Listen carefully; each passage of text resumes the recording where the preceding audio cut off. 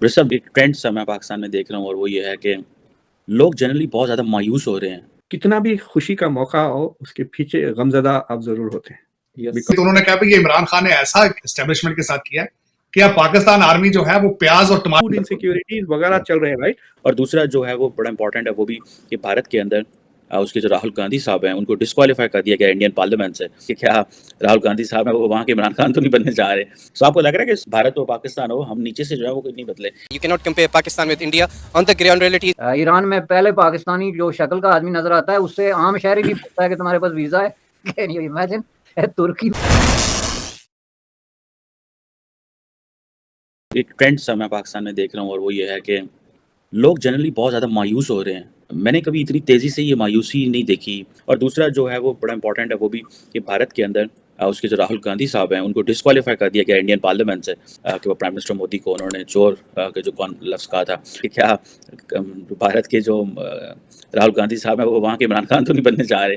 इधर इमरान खान को डिस्क्वालीफाई करार दिया जा रहा है। बेशक तरक्की भारत कर रहा है लेकिन नीचे वही उसी तरह की पैटी पॉलिटिक्स ही चल रही है। So what do you make of this sir? जो खबर है मायूसी का लफ्ज़ आप इस्तेमाल कर रहे हैं, इसको मैं समझता हूँ कि ये मायूसी से ज़्यादा लोग रियलिस्टिक हो रहे हैं।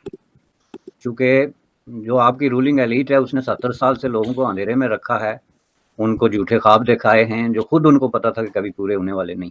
तो ये सारी जो ड्रामेबाजी हुई, इसमें देखें मेरठ का कत्ल हुआ, पाकिस्तान दुनिया का सबसे गैर मुनसफाना तरीन सोसाइटी में बदला, पाकिस्तान एक अंधेर नगरी और चौपट राज में तब्दील हो गया। तो इसमें झूठ छुपा नहीं, सामने आ गया। तो लोगों ने सच बोलना शुरू कर दिया। आज अगर आप पाकिस्तान की सरहदें खोल दें, इवन टूवर्ड इंडिया में आपको बता दें, और इस तरह के मुल्कों की तरफ ईरान में पहले पाकिस्तानी जो शक्ल का आदमी नजर आता है उससे आम शहरी भी पूछता है कि तुम्हारे पास वीजा है। Can you imagine? तुर्की में आम आदमी से पकड़ के पूछता है कि तुम पाकिस्तानी हो, वीजा लेके आए हो, या वो एक टर्म है उसके लिए। तो अगर वीजे जो हैं ये खुल जाएं तो पाकिस्तान जो है वो कोई वीरानी है, दश्त को देख के घर याद आया। ये मैं आपको बता दूं। वैसे साहब, मूविंग फॉरवर्ड, ये जो राहुल गांधी साहब वाली बात हुई है, तो आपको लग रहा है कि भारत हो पाकिस्तान हो, हम नीचे से जो है वो कुछ नहीं बदले? देखें जी, बहुत सारी सिमिलैरिटी ज़रूर हैं, लेकिन ये कहना कि पॉलिटिक्स एक जैसी है ये भी वो बहुत दुरुस्त स्टेटमेंट नहीं होगी। तो लीगली अगर आप इस डिसीजन को देखें तो भारत में जो रूल ऑफ लॉ है वो अपनी जड़ें पकड़ चुका है। इसको उसके पीछे से किसी मोदी साहब की पुश की या किसी स्टेट के किसी लीडर की को पुश करने की जरूरत नहीं। अब आप इस केस को अगर देखें तो उसको उनको डिफेंड करने का प्रॉपर मौका मिला ना। वहाँ पे अदालतों के आगे जो है वो बड़ी मसल्ला अफवाज को तैनात किया गया और रेंजर्स को, और ना वहाँ पे हंगामे हुए। एक स्मूथ प्रोसेस के अंदर एक लोएस्ट तरीन कोर्ट ने एक हाई प्रोफाइल आदमी को सुना। उस पर आपने कितनी चख और ये सारे हंगामे देखे जो आपने पाकिस्तान में देखे, जो absence of rule of law और presence of rule of law को इंडिकेट करते हैं कि भारत के कानून के मुताबिक अगर किसी आदमी को 2 साल से ज़ायद सजा सुनाई जाए तो वो ऑटोमेटिकली डिस्क्वालीफाई हो जाता है। उसमें पार्लियामेंट चाहे ना चाहे इससे कोई फर्क नहीं पड़ता। तो अब ये बात नहीं कि भारत में ये इसके खिलाफ कोई रद्द-ए-अमल नहीं हो रहा, ज़ाहिर जुलूस जल से ये मामला वहाँ भी चल रहे हैं, लेकिन एक प्रोसेस है जो एक स्मूथ तरीके से जो है वो आगे जा रहा है। और इसका किसी भी तरीके से आप इमरान खान से जो है वो कंपैरिजन नहीं कर सकते बहुत हवालों से। देखें, इस वक्त पाकिस्तान की जो मुस्तकबिल है वो तो बिल्कुल अजीब सा नजर आ रहा है। बल्कि हमारे मेजर गुरुवारे साहब का एक बड़ी वायरल आजकल हो रही है पाकिस्तान में, उन्होंने जिस तरीके से बताया भाई, उन्होंने कहा भी पाकिस्तान आर्मी तो है अब एग्रीकल्चर में जाएगी और जा भी रही है। तो उन्होंने कहा भाई ये इमरान खान ने ऐसा एस्टेब्लिशमेंट के साथ किया कि अब पाकिस्तान आर्मी जो है वो प्याज और टमाटर उगाया करे। तो मैं बताना ये चाहूंगा कि खान साहब ने कहा मैं इस्लामाबाद गया, हवाओं का रुख तब्दील हो गया, वो उधर से गैस चलती थी वो उल्टी आ रही थी, लोग कह रहे गैबी इमदाद आ गई। क्या ये सारा चल सकेगा, चल पाएगा ये कुछ अर्सा?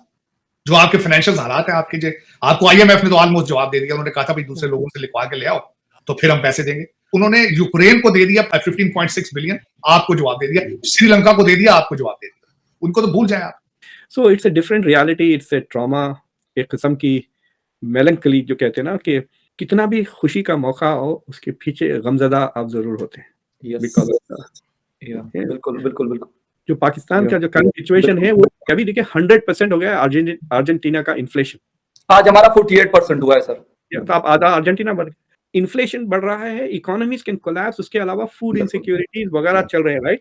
और ये सब यूक्रेन की जंग is one of the reasons for it. दूसरी तरफ से क्लाइमेट चेंज की जो चीजें हो रही हैं, राइट? क्लाइमेट को लेकर आप देख रहे हैं तो बिल्कुल एग्जैक्टली सर। और आप यूक्रेन जंग की बात कर रहे हैं तो इन्फ्लेशन 48-49% पे, और जो बहुत ही गरीब लोग हैं उनके लिए इन्फ्लेशन रेट शायद 60% से ऊपर चल रहा है पाकिस्तान में। ये बात बार बार कर रहे हैं कि यूक्रेन जंग की वजह से हमें ये क्राइसिस आ रही है, और लोग आटे के एक एक बैग के लिए 2 दिन पहले चारसद्दा, बनू और सवाबी में 2-3 लोग बेचारे जो है भगदौड़ में उनकी जाने गई, क्योंकि वो बैग आटे का जो सस्ता मिलता है 600 रुपए में 10 kg का, तो उसके पीछे पूरा पूरा दिन बेचारे वो ख्वार हो रहे होते हैं।